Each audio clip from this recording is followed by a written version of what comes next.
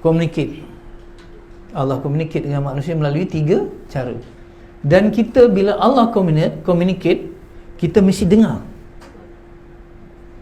When you ask, listen. Boleh faham ya? Allah bagi jawapan. Pertama, Allah communicate, berbicara dengan manusia melalui ayat makru'ah. Ayat makru'ah ni apa? Ayat Quran yang kita baca. Makru'ah ni daripada perkataan Iqra', baca. 6,236 ayat, 114 surah, betul? 30 juz. Itu ayat makru'ah, ayat yang dibaca. Yang kedua, Allah berbicara dengan manusia melalui ayat manzurah. Manzurah ataupun ayat kauniyah. Yang ini bukan melalui tulisan, bukan melalui kalam, tetapi melalui penciptaan alam ini. Ini penciptaan alam ini. Ini yang dikatakan tadi, ayat makru'ah untuk zikir, ayat manzurah atau ayat kauniyah untuk fikir. Dan yang ketiga, Allah berbicara dengan manusia melalui ayat-ayat ayyamullah. Ayyamullah ni apa?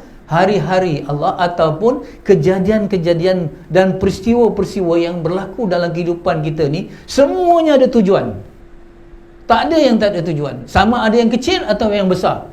Sehingga dikatakan dalam Al-Quran, selai daun yang waktu malam di dalam hutan yang sangat lebat, di dalam gelap, jatuh. Pelan jatuh daripada atas, jatuh ke atas tanah. Itu pun dalam perkiraan Allah. Itu pun ada tujuan. Jadi kita sentiasa kena lihat dalam hidup ni apa tujuan. Apa tujuan? Betul? Sebab Allah ciptakan peristiwa-peristiwa berlaku kecil-kecil dan besar-besar ni. Oh, hari ni contoh kita nak keluar, misal kata ada berlaku sikit insiden kita dengan suami kita, dengan isteri kita, ataupun hilang kasut ke, ataupun begini ke, kereta rosak ke, semua ada tujuan. Tak ada yang berlaku saja-saja. Kan awal tadi saya dah katakan, tidak ada yang kebetulan di sisi Allah, tetapi ada tujuannya. Ini. Jadi kalau kita lihat hidup ni dengan tujuan, kita jadi mission driven lah. Tahu mission driven? Mission driven ni artinya sentiasa saja kita berfikir, apa yang nak buat? Apa yang nak buat? Tak ada laraunya. Tak ada sia-sia. Mesti ada benda. Okey. Jadi rupa-rupanya tengok tadi 3 ayat. Apa tadi? Ayat makru'ah, ayat kauniyah atau manzurah, kemudian ayat ayyamullah. Tafakur, tazakur, ta'ammul. Beramal dengan. Kita nak reaction. Kan? Kejadian-kejadian ni adalah action. Kemudian setiap action mesti ada reaction, betul? Ada tindak balas, betul? Jadi ada berlaku dalam hidup kita nikmat, tindak balasnya syukur. Ada dalam hidup kita ujian, tindak balasnya sabar. Allah yang kita minta macam ni, kita yang dapat macam ni. Apa? Qanaah. Ada semua action, ada reaction. Boleh faham maksud saya?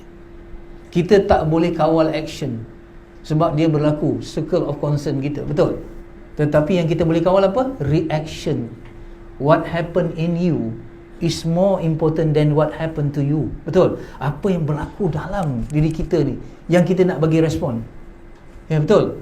Hari ni traffic jam, ada lalui, saya kena traffic jam sikit. Okey Itu action, betul? Yang berlaku pada luar diri kita. Saya boleh kawal tak traffic jam? Tak boleh kawal. Apa yang saya boleh kawal? Diri saya, betul?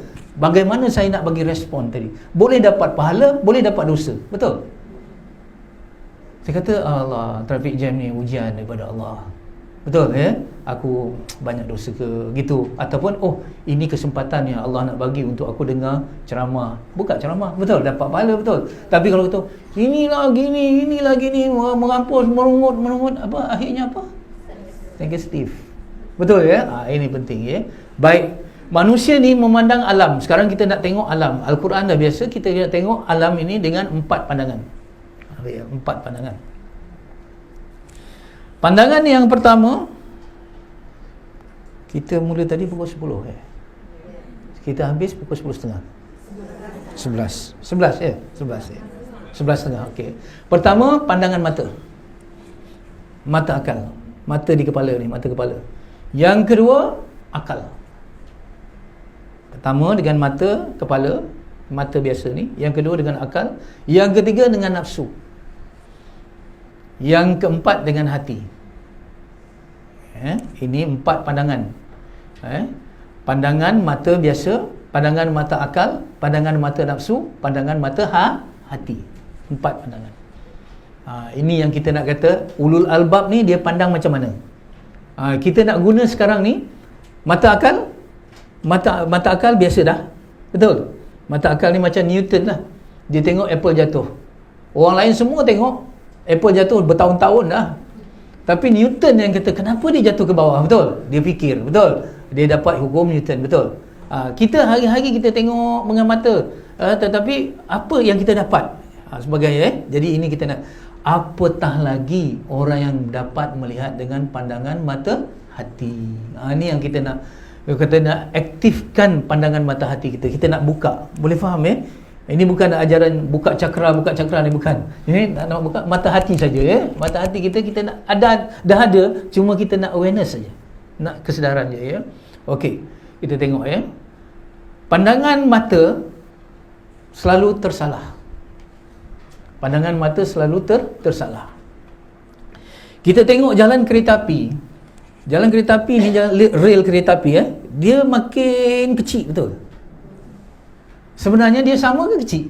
Sama, tapi akal. Mata pandangan mata dia menipu. Kita tengok ni, bengkok. Betul sebab dia ini. Sebab apa? Pandangan mata. Sebab tu selalu dibuat dengan 2 orang, satu lukisan tu boleh tengok orang tua, boleh tengok warna gadis. Ada tak? Ada. Pandangan akal. Pandangan mata dia kadang-kadang dia tertipu. Okey, pertama. Pandangan akal selalu tersalah juga.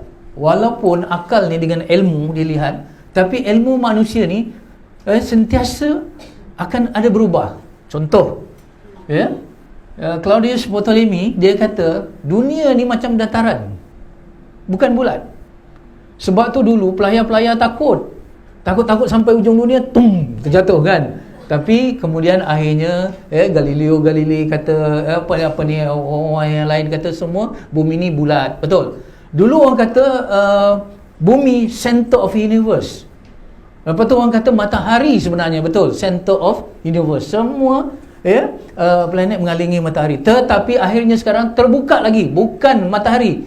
Apa dia kata? Dark hole pula. Dia kata. Dulu orang kata Plato adalah planet. Ada pula kata sekarang Plato bukan planet sebab dia tak ada ciri-ciri planet dah. Dia terkeluar dah. Boleh faham maksud saya? Ada orang kata dengan dulu di sebuah negara di ujung Malaysia kata kita perlu sikitkan anak sebab nanti ekonomi kita tak berjaya untuk ini. Akhirnya dah sikit sangat budak. Kena hari ni kena beranak pula. Ini pandangan akal. Boleh faham kita pandangan akal ni selalu tersalah. Okey, ada jenayah berlaku. Kenapa? Macam mana nak hapuskan jenayah? Banyakkan CCTV. Sini ada CCTV. Akhirnya hilang privasi pula. Kurangkan macam ni. Boleh faham undang-undang manusia sentiasa berubah antara satu keadaan dengan satu keadaan kalau akal manusia terbatas. Boleh faham Akal manusia terbatas. Akal ni daripada perkataan igal. Akal igal. Igal ni tahu igal? Tu Pak Arab yang pakai serban, lepas tu ada igal, ada kata igal. Itu igal. Igal ni apa? Igal ni tempat ataupun alat untuk parking unta. Unta ni dia bawa, bila dia nak di padang pasir mana ada tiang, jadi letak kaki dia masuk igal, lekat. Jadi dia tak boleh. Dia parking kat situ lah. Betul? Yang kita. Jadi igal ni artinya ikat. Akal ni juga daripada perkataan yang mesti diikat. Boleh faham Sebab akal ni dia terbatas dan dia boleh terbabas. Dia mesti diikat. Boleh faham daripada perkataan igal tu. Saya buat contoh macam mana supaya faham. Ni kipas angin. Kipas angin ni umpama akal. Dia boleh berfikir, dia boleh berpusing dengan ligat. Tetapi dia mesti diikat pada shilling ataupun pada dinding. Betul? Apa jadi kalau akal dia biarkan berpusing dengan ligat tapi tak diikat dinding, tak diikat dekat shilling? Macam mana? Rancur lah. Betul lah. Begitu juga akal manusia mesti diikat Akli dengan nakli. Ilmu wahyulah yang mengikat manusia. Boleh tak akal manusia? Jangan terbabas. Sebab tu kita kena belajar ilmu akli dengan ilmu nakli, supaya tersambung. Nanti kalau tidak, nanti dia terbabas, jadi etis, jadi pluralism, jadi liberalism. Semua agama sama, cahaya sama, yang penting cahaya, sumbernya berbeza tak apa, akhirnya semua agama sama, semua nakkan kebaikan. Dan sebab mana boleh? Mungkin cahaya kelihatan sama, tetapi ada cahaya yang benar, ada cahaya yang palsu. Betul?